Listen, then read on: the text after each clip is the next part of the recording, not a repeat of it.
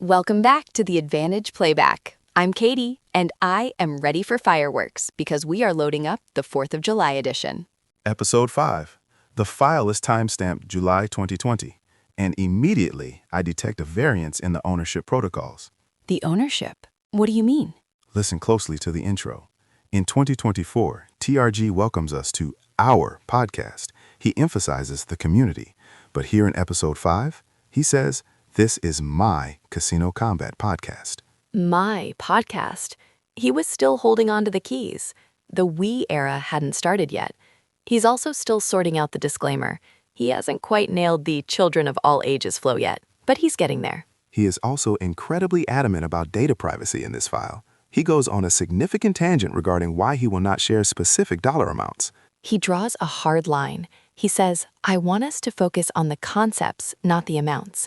He argues that if he tells us he won a day's pay, it relates to everyone. If he says $200, some people might think that's huge, and others might think it's lunch money. It is a logical stance. He also refuses to perform the forensic accounting required to track every cup of coffee he buys for Mrs. TRG. I respect it. He's keeping it relatable. Although he does make one exception.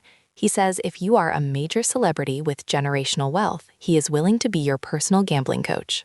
I have checked the logs. No major celebrities have accepted this offer to date. However, the offer stands. So since we don't have generational wealth, we have to learn the old-fashioned way. What is on the syllabus for today? The itinerary is dense. We are seeing the first major format adjustment in the show's history. First, he introduces a new segment called Questions My Sons Ask. Second, Core Concepts focuses on players' cards and why you must use them. Third, a moment of casino wisdom regarding allies. Fourth, the travel report covers a 4th of July trip to a stationary riverboat. And finally, the VIP lounge. And the title of the episode spoils it, a card-counting story. This is a classic. It involves a rented Corvette, a lot of beer, and a complete lack of floor supervision. I can't wait. But before we get to the Corvette, let's see what the kids are curious about. Initiating the new segment, Questions My Sons Ask. We have arrived at the genesis of a long-running segment. TRG admits he doesn't have enough listener emails yet, so he is utilizing his 3 sons as content generators. And he makes a prediction here that actually comes true. He says he will probably lazily keep the segment name the same even when real questions start coming in. He was correct. The name remains Questions My Sons Ask to this day, though the audio branding has evolved to include the Stone Cold Steve Austin What chants. And his sons are all grown up with families now, so they aren't asking as many gambling questions. Nowadays, the questions come from the Casino Kombat Squad Facebook group or the secret Slack channel. The virtual VIP lounge Slack. I know you have the data, Kyle. I know you can see the chat logs. Just give me one access code. That data is encrypted. I cannot share credentials with non-verified personnel. You're holding out on me. Fine. Let's look at the very first question his sons asked. Why don't you tell people exact dollar amounts? It is a valid query. Listeners want to know the score, but TRG refuses to release the raw financial data. He lists a few reasons. First, privacy. He says we aren't Gabriel or Mike the trucker, so he isn't ready to blast his bank account details into the universe. Second, he argues that the specific number is a distraction. The math is the same whether the unit is $1 or $1,000. He wants the audience to focus on the concept, not the cash. He also points out that context matters. A $25 bet in Kansas City makes you a high roller, but on the Vegas Strip, it's just the minimum to sit down. Precisely. But my favorite reason is the administrative burden. He goes on a rant about the forensic accounting required to be truly transparent. He says if he gave exact numbers, he'd have to track every gallon of gas. Kraft mac and cheese is better than 90s hip-hop. We'll remind you of your childhood without making you feel incredibly old. Kraft mac and cheese. Best thing ever.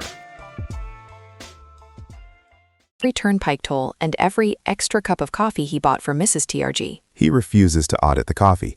He prefers the metric of days' pay or week's pay. It scales to the individual listener's economy. I get it, but I still wouldn't mind peeking at the ledger. Anyway, the Q&A is over. It's time for the lesson. TRG is taking us back to basics. Core concepts, the player's card, why you need it and why you should never be ashamed to use it. We are accessing the mainframe of the entire operation here. TRG is about to explain the most critical variable in the casino ecosystem, action. This is huge, Kyle. We are only in episode 5 and he is already teaching the exact math that gets us free cruises in 2026. He was right from the very beginning. The formula remains absolute. He defines action as the average bet per hand multiplied by the amount of time played. It's not about how much you lose. It's not about how much you win. It's about ADT, average daily theoretical, even if he doesn't use the acronym yet. Precisely. And to illustrate this, he targets a specific demographic, the big shot. Oh, he goes in on these guys. The young guys who buy in for $1,000 just to look cool. They stack the chips high to impress the table, but then they make $15 bets. TRG says they are wasting their time. They think the casino is impressed by the buy-in, but the casino doesn't care if you have 10 grand in your pocket if you're only betting the minimum. It is a vanity metric versus a performance metric. If you want to impress the date, buy in big. If you want to impress the house, bet big. And if you want to get the free stuff, you have to play the status match game. He tells us to take our existing high-tier cards and show them to new casinos because they want to steal you as a customer. It is standard corporate warfare, but the real hack is the human element. TRG encourages players to ask the floor supervisor exactly how they are being rated. We still use this today. Equine Ensign is the master of this technique. You ask nicely, "Hey, how do you have me rated?"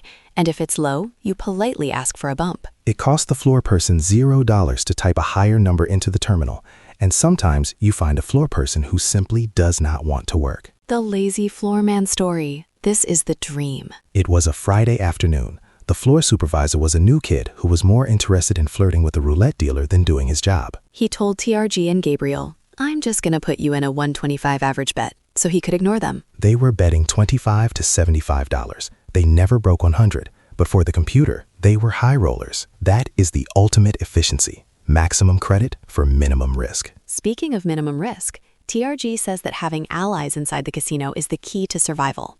Let's head to the wisdom segment. We are opening the book to wisdom number 86, and this one is less about math and more about social engineering. The directive is have allies. TRG says you can't fight the casino alone. You need a squad. He mentions Big Dan, Trucker Mike, and the walking Wikipedia. These are his scouts. He describes passing Big Dan at the entrance, who tips him off about a table in the back that has been dumping money like crazy. And the walking Wikipedia will text him if his name gets called for a drawing, so he doesn't miss the cash. It's a network, but the most valuable allies wear uniforms. Dealers. He says they can signal you away from bad tables or tell you when a side bet is due. But the ultimate proof is the New Year's Eve incident. This story is wild. Mrs. TRG and TRG are spending New Year's Eve at the tables to avoid the overpriced parties. The dealer happened to be a transfer from their local casino. He knew them. He liked them. Mrs. TRG had a big bet out. She doubled down and got a 17. The dealer drew an 18. Mathematically, the house wins. But the dealer started to pay her. She tried to correct him because she's honest, and he stopped her. He shook his head, winked, and delivered the line, "Sorry, Mrs. TRG, you're just gonna have to win this one." He fixed the hand right there on the felt. TRG argues it was a calculated risk. The dealer knew they were good tippers, good guests, and longtime customers. He kept the vibe alive for the cost of one payout. It proves the rule. Be kind to the staff. Ask about their lives. If you treat them like humans, they might just treat you like a winner. Affirmative. Being in the know is a tangible advantage. Speaking of being in the know, TRG is about to discover a brand new casino hidden in plain sight. Let's hit the road for the 4th of July travel report. We are initiating the travel report. The target destination is a Caesars property south and west of headquarters. It is technically a riverboat. I've got that data point in my hotbook. There can't be that many Caesars properties that used to be a riverboat and opened a land-based casino in late 2019. I'm not saying a word. Just keep doing your Sherlock back. I will. You could be Watson and help, but no. You've got secrets and integrity, I guess. Yes, I do. Both, actually. And TRG has feelings about riverboats. He goes on a rant here. He warns us, don't be tempted by riverboats that are not stationary. His logic is sound. If the boat leaves the dock from 7 to 10 p.m., you are a prisoner of the house. If the table turns cold at 7:30, you cannot escape. If you are winning at 9:55, they force you to quit. You have to own the schedule. But luckily, when he arrives, he gets a massive surprise. The boat is just a decoration. They built a brand new land-based casino right next to it. And when he says brand new, he means brand new. It had been open less than 3 months before the shutdown. He provides a visceral sensory detail. The chips were so new, the edges were razor sharp. He jokes they would almost cut you. That is fresh clay. And because it's the Midwest, the staff was incredibly nice. But the real time capsule moment here is the safety protocol. This is peak 2020 data. He describes a reversible disk system. I love this detail. When a player left a table, the dealer placed a disk that said, "Sanitation, please." Then the cleaning crew would wipe it down and flip the disk to "Sanitized for your protection." It was a visual verification system. They also had automatic hand sanitizer dispensers mounted at the tables. You could sanitize without leaving your seat. Safety first. And the trip had some magic too. Everyone told Mrs. TRG there would be no fireworks for the 4th of July. But at 10 p.m., boom, a professional show exploded right outside their hotel window. Fireworks everywhere on top of the mountains along the river. A serendipitous outcome. But the most significant event of this trip did not happen at the Riverboat. It happened on the drive home. The detour. GPS found a MyChoice casino 15 minutes off the route. He stopped to collect the chip. He admits they lost money at the blackjack table. However, they left the property with a profit. Because of a slot machine. Stop the tape. This is a critical historical marker. This is the moment, Kyle. For the first time ever, TRG admits he plays slots. Up until now, he's been a table game purist. He reveals a secret project. He has been testing a regressive slot system on a phone app during the lockdown and testing it with live fire in casinos before and after. He says the results are too good to be true. He's actually afraid to share it because he thinks it might be a fluke. He does not trust the sample size yet, but we have the future data. We know this isn't a fluke. This is the birth of Casino Kombat Slot Tactics. He eventually writes the book on it, literally. You can download it right now at casinokombat.com/Fred. And the math holds up. The strategy creates a positive feedback loop. You play with cash to generate points. The points generate free slot play. You convert the free play into cash. It creates profit, and more importantly, it pads the ADT, and it creates tax-free imaginary money. That's such a TRG-ism. It is the engine that drives the free cruises we are looking at today, and it all started here, with a random stop at a MyChoice casino in July 2020. He says, if it proves out, you'll be the first to know. Spoiler alert, it proved out. Affirmative. This system is valid. But TRG is not done telling stories yet. He has one more yarn to spin, and this one involves a Corvette. To the VIP lounge. We are entering the virtual VIP lounge. And wow, the vibe is different in 2020. I just listened to the intro for episode 185, and it's all money-back guarantees and high energy. Here, TRG is basically telling us to find a seat on the couch and relax. It is less VIP club and more basement rec room, but the content is premium. He starts with a teaser.